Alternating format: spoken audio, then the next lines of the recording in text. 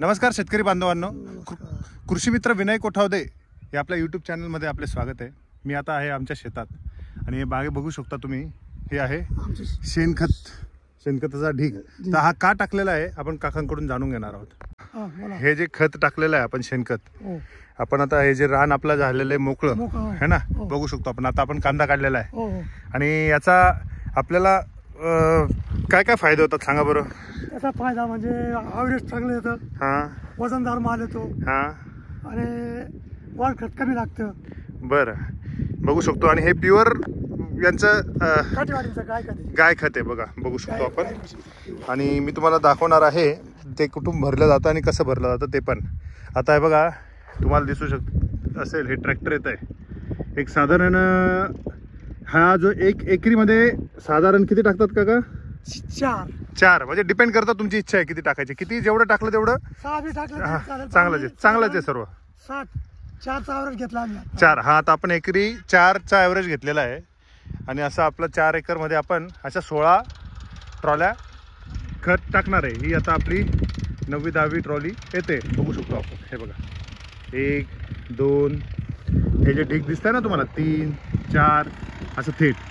आणि आता हे पुन्हा पसरवलं जाईल, काही हे 8 एक दिवस इथे ठेवलं जाईल असं, त्याच्यानंतर हे पसरवलं जाईल आणि पसरवल्यानंतर त्याच्यावर टिलर मारला जाईल आणि जेणेकरून जे आहे त्याचा ॲव्हरेज चांगला मिळू शकतो। सो हे किती वर्षातून करायला पाहिजे काका? हे 3 वर्षातून व्हायला पाहिजे, पण ते शेतकऱ्याकडे पैसा नसतो।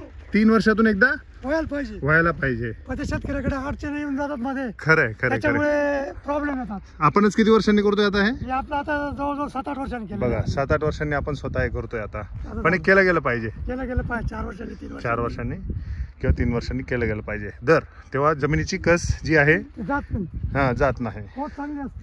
येस, बघू शकतो आपण। हे शेणखत टाकण्याचा इथे कार्यक्रम चालू आहे।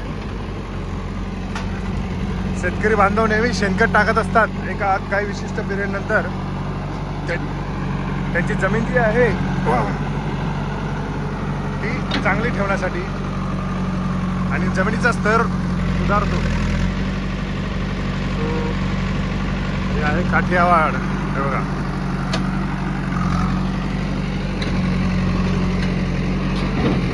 हे प्युअर शेणखत आहे।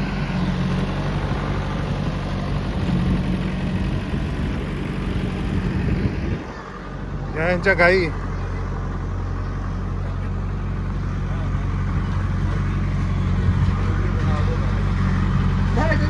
आणि हा त्यांचा संसार।